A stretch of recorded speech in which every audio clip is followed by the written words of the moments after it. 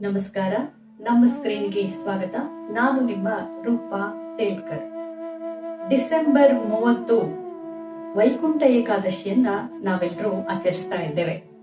ಆ ಒಂದು ವೈಕುಂಠ ಏಕಾದಶಿಯ ಮಹತ್ವ ಮತ್ತು ಕಿರುಪರಿಚಯನ್ನ ಮಾಡ ಹೊರಟಿದ್ದೇನೆ. ಹಾಗಾಗಿ ವಿಡಿಯೋನ ಎಲ್ಲೂ ನಿಲ್ಲಿಸದೆ ಕೊನೆವರೆಗೂ ನೋಡಿ. ವೈಕುಂಠ ಏಕಾದಶಿಯನ್ನ ಪ್ರತಿ ವರ್ಷ ಆಚರಿಸಲಾಗುತ್ತದೆ. ಡಿಸೆಂಬರ್ 30 ಮಂಗಳವಾರ ಬೆಳಿಗ್ಗೆ 7:50ರಿಂದ ಡಿಸೆಂಬರ್ 31 ಬುಧವಾರ ಬೆಳಿಗ್ಗೆ 5 ಗಂಟೆವರೆಗೂ ಈ ಏಕಾದಶಿಯನ್ನು ಆಚರಿಸಲಾಗುತ್ತಿದೆ. ಸಾಮಾನ್ಯವಾಗಿ ತಿಂಗಳಿಗೆ 2 ಬಾರಿ ಏಕಾದಶಿಗಳು ಬರುತ್ತವೆ. ಈ ಧನುರ್ಮಾಸದ ಏಕಾದಶಿಯು ವಿಶೇಷ ಮಹತ್ವವನ್ನು ಹೊಂದಿದೆ. ಈ ಏಕಾದಶಿಯನ್ನು ಮುಕ್ಕೋಟಿ ಏಕಾದಶಿ ಅಂತಲೂ ಕೂಡ ಕರೀತಾರೆ.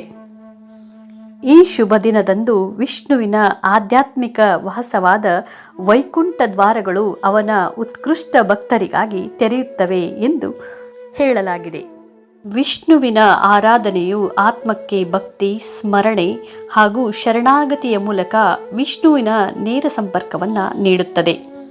ಏಕಾದಶಿಯಂದು ವಿಷ್ಣುವಿನ ಭಕ್ತರು ಏಕಾದಶಿ ವ್ರತವನ್ನು ಆಚರಿಸುತ್ತಾರೆ ಮತ್ತು ಪರಮಾತ್ಮನನ್ನ ಅವರ ಪವಿತ್ರ ನಾಮಗಳನ್ನು ಜಪಿಸುವ ಮೂಲಕ ಮತ್ತು ಮಹಿಮೆಗಳನ್ನು ಹಾಡುವುದರ ಮೂಲಕ ಸ್ಮರಿಸುತ್ತಾರೆ.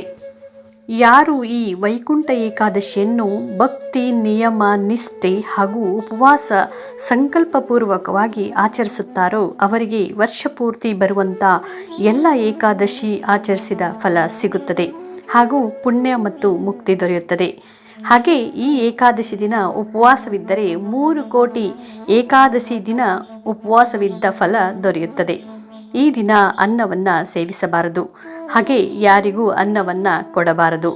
ಉಪವಾಸ ಮಾಡುವವರು ಬೆಳಗ್ಗೆ ಬೇಗ ಎದ್ದು ಮನೆಯನ್ನು ಸಾರಿಸಿ ರಂಗೋಲಿಯನ್ನು ಹಾಕಿ ಮನೆಯಲ್ಲಿ ಪೂಜೆಯನ್ನು ಮಾಡಬೇಕು. ಶ್ರೀ ವಿಷ್ಣುವಿನ ನಾಮಸ್ಮರಣೆಯನ್ನು ಮಾಡಬೇಕು. ಹಾಲು ಹಣ್ಣುಗಳ ನೈವೇದ್ಯವನ್ನು ತೋರಿಸಬೇಕು. ಉಪವಾಸ ಮಾಡುವವರು ನಿರಾಹಾರ ಮಾಡಿದರೆ ತುಂಬ ಒಳ್ಳೆಯದು. ಕೆಲವೊಬ್ಬರಿಗೆ ಆಗುವುದಿಲ್ಲ ಅನ್ನುವವರು ಹಣ್ಣುಗಳನ್ನು ಮತ್ತು ಹಾಲನ್ನು ಸೇವಿಸಬಹುದು. ಇಂಥ ಆಚರಣೆಗಳಿಂದ ವೈಜ್ಞಾನಿಕವಾಗಿ ಉಪವಾಸದಿಂದ ದೇಹ ಶುದ್ಧವಾಗುತ್ತದೆ, ಮನಸ್ಸು ಹಗುರಾಗುತ್ತದೆ, ರಾಗ ದ್ವೇಷಗಳು ಕಡಿಮೆಯಾಗುತ್ತವೆ. ಹಾಗಾಗಿ ನಮ್ಮ ಹಿರಿಯರು ಭೌಗೋಳಿಕ ಲೆಕ್ಕಾಚಾರಗಳಿಂದ ಇಂಥ ದಿನವೇ ಉಪವಾಸ ಮಾಡಿದರೆ ಒಳಿತಾಗುತ್ತದೆ ಎಂದು, ಹಾಗೆ ಭಗವಂತನ ನಾಮಸ್ಮರಣೆಯಿಂದ ಮನಸ್ಸಿಗೆ ನೆಮ್ಮದಿ, ಉತ್ಸಾಹ, ಆರೋಗ್ಯ, ಸಕಲ ಸಂಪತ್ತುಗಳು ದೊರೆಯುತ್ತವೆ ಎಂದು ಹಿರಿಯರು ಮಾಡಿರುವ ಆಚರಣೆಗಳಿವು. ಭಾರತದ ಹಲವು ಕಡೆ ಈ ದಿನ ವಿಶೇಷ ಪೂಜೆಗಳು ನಡೆಯುತ್ತವೆ. ಆಂಧ್ರ ಪ್ರದೇಶದ ತಿರುಮಲ ತಿರುಪತಿಯಲ್ಲಿ ವೈಕುಂಠ ದ್ವಾರ ದರ್ಶನ ನಡೆಯುತ್ತದೆ. ತಮಿಳುನಾಡಿನ ಶ್ರೀರಂಗಂನಲ್ಲಿ ಶ್ರೀ ರಂಗನಾಥನ ದೇವಸ್ಥಾನದಲ್ಲಿ ವಿಶೇಷ ಪೂಜೆಗಳು ನಡೆಯುತ್ತವೆ. ಹಾಗೆ ಬೆಂಗಳೂರಿನ ಇಸ್ಕಾನ್ ಟೆಂಪಲ್ಗಳಲ್ಲಿ ವಿಶೇಷ ಪೂಜೆಗಳು ನೆರವೇರುತ್ತವೆ.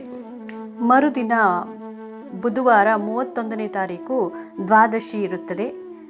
ಎಲ್ಲ ಮನೆಯಲ್ಲಿ ಅಡುಗೆಯನ್ನು ಮಾಡಿ ದೇವರಿಗೆ ನೈವೇದ್ಯವನ್ನು ತೋರಿಸಿ, ಒಂದು ನೈವೇದ್ಯ ಹಸುವಿಗೆ ತೆಗೆದು ನೈವೇದ್ಯವನ್ನು ಕೊಟ್ಟು ಉಪವಾಸ ಮಾಡುವವರು ಊಟವನ್ನು ಮಾಡುವುದು ಸರಿಯಾದ ಕ್ರಮವಾಗಿದೆ. ಹೀಗೆ ಮಾಡುವುದರಿಂದ ವ್ರತದ ಪೂರ್ಣ ವಿಧಾನ ಸಂಪೂರ್ಣಗೊಳ್ಳುತ್ತದೆ ಎಂದು ಹೇಳಲಾಗಿದೆ.